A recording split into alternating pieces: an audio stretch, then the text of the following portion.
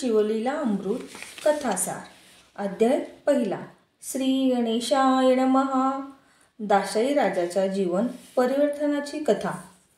शिवचरित्र अद्भुत लीलांनी परिपूर्ण आहे. परम श्रद्धेने याचे श्रवण केले तर अनेक प्रकारची पापे नाहीशी होतात. जो नित्याने याचे श्रवण करतो त्याला उदंड आयुष्य लाभते. त्याचे आरोग्य उत्तम राहते. शिवाच्या कृपेने सुसंस्कारित संततीची प्राप्ती होते. तसेच लक्ष्मीचीही कृपा प्राप्त होते. तीर्थयात्रा करून जे पुण्य प्राप्त होत असते ते शिवचरित्राचे वाचन केल्यानेही प्राप्त होत असते. महर्षी व्यासांच्या शिष्यांनी हे विचार मांडले आहेत. ओम नमः शिवाय हा एक श्रेष्ठ मंत्र आहे. हा मंत्र जपण्यासाठी कोणत्याही प्रकारच्या भेदाचे बंधन नसते. कोणीही अंतःकरणापासून या मंत्राचा जप करून आपल्यातील देवत्व पूर्णपणे प्रकट करू शकतो. जो कोणी या मंत्राचा प्रेमभावे जप करतो त्यांच्या मागे शिवशंकर उभे असतात. त्यांच्या कृपेची बरसात सदैव आपल्या शिष्यावर असते. गुरुमुखातून हा मंत्र प्राप्त करून घेतला तर मंत्राने अंगी सामर्थ्य प्राप्त होते. परम पवित्र अंतःकरणाचा गुरु असावा. गुरुवार परम श्रद्धा ठेवून गुरुमंत्र घेऊन आपली साधना सतत सुरू ठेवावी. हाताने आपली कर्तव्यकर्मे करावी व मुखाने नामस्मरण करावे. या मंत्राला काळ वेळाने बंधन नाही. या मंत्राच्या सहाय्याने श्री शिवशंकरांनी नाते जोडले आहे. एकदा का या मंत्राचा जपाची आपणास सवय लागली की तर आपल्या मुखातून ओम नमः शिवाय हे सहज प्रकट होऊ शकेल. यासाठी जपाची सतत सवय ठेवावी. या मंत्राच्या सामर्थ्याविषयी एक पुरातन काळातील कथा आहे. पूर्वी यादव वंशातील दाशाई नावाचा राजा मथुरेला राज्य करीत होता. तो शूरवीर होता. त्याच्या पराक्रमाचा सर्वत्र प्रसार झाला होता. त्याच्या पराक्रमामुळे त्याचे राज्य विस्तार पावले होते. त्याने अनेक राजांना मांडलिक बनवले होते. ते मांडलिक राजे दाशाई राजाकडे घेऊन त्यांना नजराणे देत होते. राजा पराक्रमी तर होताच, परंतु त्याचबरोबर तो अतिशय दयाळू होता. त्यामुळे राज्यातील ऋषी मुनी त्यांना आशीर्वाद देत असत. राजाचे प्रजेवर पुत्रपद प्रेम होते. त्यामुळे सर्वांच्याबद्दल राजाच्या मनात प्रेम निर्माण होते. त्यापेक्षा कितीतरी जादा पटीने प्रजेचे राजावर प्रेम होते. राजा दानशूरही होता. तो गोरगरिबांना तो दानधर्म करीत असे. राजाने अनेक प्रकारच्या कलाही शिकून घेतल्या होत्या. दाशाही राजाचा सर्वजण आदर करत होते. राजाही सर्वांशी नम्रतेने वागत असे. राजाची पटराणी कलावती होती. ती धर्मक्षेत्र वाराणसीची राजकन्या होती. ती दिसायला खूप सुंदर होती. तिची कांती चंद्रासमान तेजस्वी होती. तिच्या चेहऱ्यावरचे सदैव स्मित हास्य असे. राजावर ती नितांत प्रेम करत असे. राजाचेही तिच्यावर अपार प्रेम होते. एके दिवशी राजा आपल्या राणीची वाट पाहत होता. रात्रीची वेळ होती. बराच वेळ झाला तरी राणी आली नव्हती. राजाने राणीला येण्यासंबंधी निरोप पाठविला तरी राणी आली नाही. राजाला काही कारणच कळेना. राजा स्वतःहून राणीकडे गेला. राणीची भेट झाली. राजा म्हणाला, राणी, माझे काही चुकले आहे काय?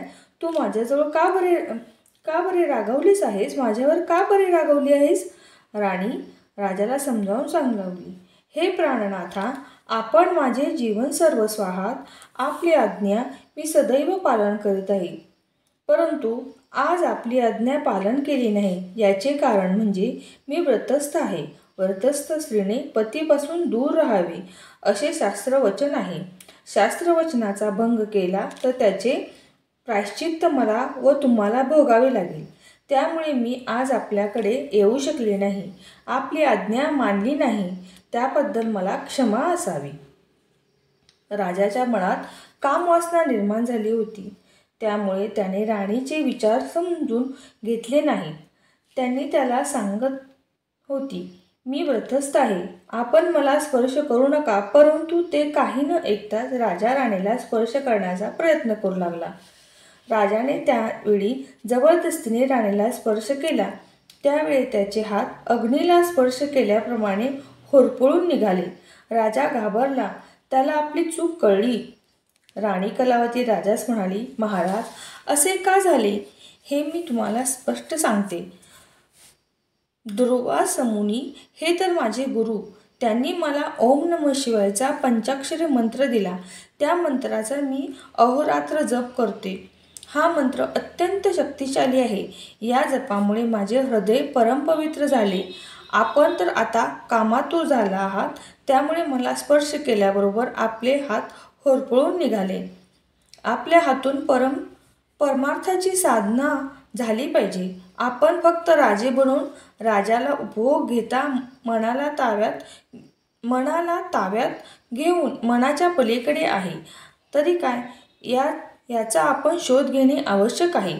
अंतिम सत्याचा शोध घेण्यात आपण प्रयत्न केला पाहिजे. दाशाही राजाचे डोळे उघडले. त्याला आपल्या चुका कळून आल्या. जीवनाचा शोध घ्यावा असे राजाला वाटू लागले. तो आपल्या पत्नीला म्हणाला, आता शिवाचा पंचाक्षरी मंत्र दे. मी अंतःकरणापासून साधना करेन. तुझ्यासारखे माझेही हृदय पवित्र होईल. राजाचा कितीही विस्तार केला तरी मी आतून अतृप्त आहे. आंतरिक समाधान शांततेसाठी मला आता साधना करण्याची आवश्यकता भासू लागली आहे. तरी तूच मला दीक्षा दे. कलावती राणी म्हणाली, महाराज, आपल्या मनात परमार्थ साधनेचा विचार आला. अत्यंत चांगली गोष्ट आहे. परमार्थाच्या साधनेने सर्व प्रकारचे पाप नाहीसे होऊन जाते. मानवाचे हृदय पवित्र बनून जाते. मी तर आपणास मंत्र दीक्षा देऊ शकत नाही, कारण आपण माझे पती आहात, सर्वस्व आहात. गर्ग मुनी हे यादव कुळातील महान ऋषी आहेत. ते श्रेष्ठ विद्वान आहेत. तरी त्यांची भेट घेऊन त्यांना शरण जाऊन आपण त्यांच्याकडून शिवाचा मंत्र घ्यावा. त्यांच्याकडून मंत्र मिळाला की आपली पारपार्थिक प्रगती निश्चितच होईल. राणीचे हे सर्व विचार राजा शांततेने ऐकत होता. राजाला हे सर्व विचार पटले. गर्ग मुनीच्या भेटीसाठी ओढ त्यांच्या अंतःकरणात निर्माण झाली. राणीला बरोबर घेऊन राजा गर्ग मुनीच्या आश्रमाकडे निघाला. राजाचे सारे लक्ष गर्ग मुनीच्याकडेच लागले होते. ते केव्हा भेटतील आणि मला मंत्र केव्हा मिळेल हा एकच विचार त्यांच्या मनात निर्माण झाला होता. राजा राणी गर्ग मुनीच्या आश्रमात आले. गर्ग मुनीने त्यांना आदर सत्कार केला आणि येण्याचे कारण विचारले. राजा म्हणाला, आजपर्यंत माझ्या हातून अनेक पापे घडली. या पापांची जाणीव मला आजपर्यंत नव्हती, परंतु राणीने माझे डोळे उघडले. आता मला आपल्याकडून शिवमंत्राची दीक्षा पाहिजे. आपण दीक्षा दिली तरच माझे पाप नाहीसे होईल. माझ्या हातून पुण्य घडेल. मला जीवनाचा अर्थ समजू लागेल. माझ्या जीवनाचे सार्थक होईल. राजा राणीने त्या दिवशी आश्रमात वास्तव्य केले. सकाळी उठून राजा राणीने यमुना नदीत मंगळस्नान केले. एका मोठ्या वृक्षाखाली बसून दोघांनी शास्त्रसिद्ध पद्धतीने शिवाचे पूजन करून घेतले. शिवाला विविध अभिषेक केला. गर्ग मुनींनी पूजा करून यथाविधी दान केले. हा मंगलमय सोहळा आनंदाने संपन्न झाला. राजाची एक इच्छा आज पूर्ण झाली होती. आनंदाच्या अनेक संवेदना त्याच्या अंतःकरणाला दाटल्या होत्या. राजाने गर्ग मुनींना चरणकमळावरती मस्तक ठेवले. गर्ग मुनींनी त्या आशीर्वाद देऊन शिवमंत्र सांगितला. राजाच्या अंतःकरणात प्रकाशाची वलये फिरू लागली. त्यामुळे अंतःकरणातील अज्ञान अंधकार नाहीसा झाला. सारी सृष्टी राजाला मंगलमय दिसू लागली. राजाच्या शरीरावर अष्टसात्विकता भाव निर्माण झाले. राजाची मुद्रा कांतिमय दिसू लागली. हे दृश्य पाहून राणीलाही आनंद झाला. अंतरंगात झालेले परिवर्तन पाहून राजाला खूप आश्चर्य वाटले. सद्गुरूंच्या पवित्र स्पर्शाने जीवनात आमूलाग्न बदल कसा होतो याची जाणीव राजाला झाली. राजाने सद्गुरूंना विचारले, महाराज, माझ्या अंतरंगात झालेला बदल मला जाणवू लागला आहे. आपल्या आशीर्वादाने हे घडले. माझे पाप आता नाहीसे होईल ना? त्यावेळी गर्गमुनी म्हणाले, राजा, तुला आपल्या पापाबद्दल पश्चाताप झाला आहे. शिवाचा मंत्र तुला लाभला आहे. आता तू या मंत्राचा अखंड जप कर, म्हणजे जन्मोजन्मी पाप नाहीसे होऊन जाईल. नामाने हृदय शुद्ध होते. आत्मविश्वासाने परम श्रद्धेने व शिवमंत्राचा तू अखंड जप कर, म्हणजे सर्व प्रकारचे पाप नाहीसे होऊन जाईल. राजाने गर्गमुनींना पुन्हा मनोभावेने नमस्कार केला. राजा म्हणाला, सद्गुरू, खरोखरच आपण मला धन्य केले.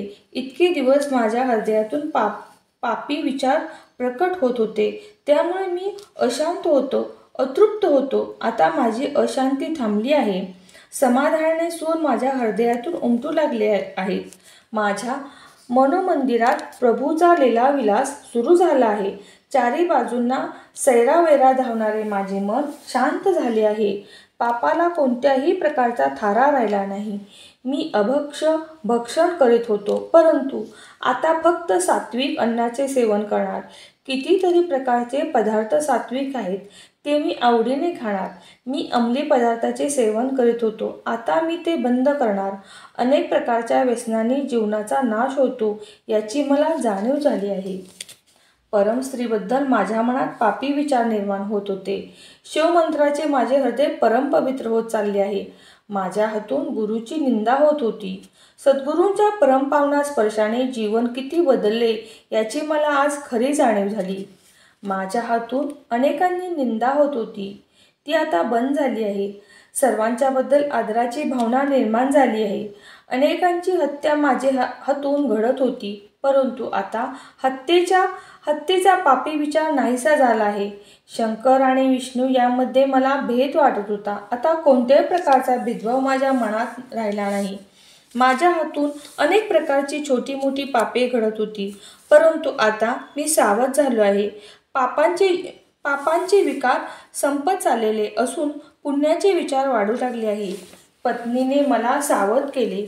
आपण मला शिवमंत्र देऊन माझ्यावर परम उपकार केले आहेत. दासाई राजाचे नेत्रातून आनंदाश्रू ओघळू लागले होते. त्याने पुन्हा सद्गुरूंच्या चरणकमळाजवळ मस्तक ठेवले. आई वडील जन्म देत असले तरी जीवनाचे ज्ञान सद्गुरूंच्याकडूनच प्राप्त होत असते. जे सद्गुरूवर विश्वास ठेवत नाहीत, त्यांच्या जीवनाचा अर्थ कळत नाही. सद्गुरूंच्या मनोभावे शरण जाऊन जीवनाचा अर्थ जाणून घ्यावयाचा असतो. राजाला सद्गुरूंच्याकडून ओम नमः शिवाय हा महान मंत्र मिळाला होता. सद्गुरूंच्या साष्टांग प्रणिपात करून राजा व राणी आपल्या राज्यात परत आले. राजाने परमश्रद्धेने हा मंत्र जप सतत सुरू ठेवला. त्यामुळे राजाचे हृदय परमपवित्र होऊ लागले. राजाच्या हृदयाचे परिवर्तन झालेले पाहून सर्व प्रजेलाही आनंद झाला. राज्यात शिवाची पूजा मोठ्या प्रमाणात होऊ लागली. उत्सवही मोठ्या प्रमाणात होऊ लागले. सर्व प्रजाजग सुखी होऊ लागली. समाजात समता प्रस्थापित होऊन समाधान नांदू लागले. राजा राणीचा प्रपंच सुखी संपन्न होऊ लागला. दोघांनाही एकमेकापासून प्रेम लाभले. ते प्रजेवर पुत्रवत प्रेम करू लागले. अशा प्रकारे गुरुभक्तीमुळे राजा राणीवर व प्रजा सर्वजण सुखी झाले. सद्गुरूंच्याकडून पंचाक्षरी शिवाचा मंत्र घेऊन राजाने आपले जीवन बदलले. अशा या राजाची कथा जे नित्य वाचेल त्यांचाही शिवशंकर सहाय्य करतात. त्यांनाही प्रपंच सुखाचा होतो. दासाई राजाप्रमाणे त्यांच्या संसारातील सर्व प्रकारचे दुःख नाहीसे होऊन जाते आणि जीवन अंतर्बाह्य आनंदी होतो. अध्याय 1 समाप्त.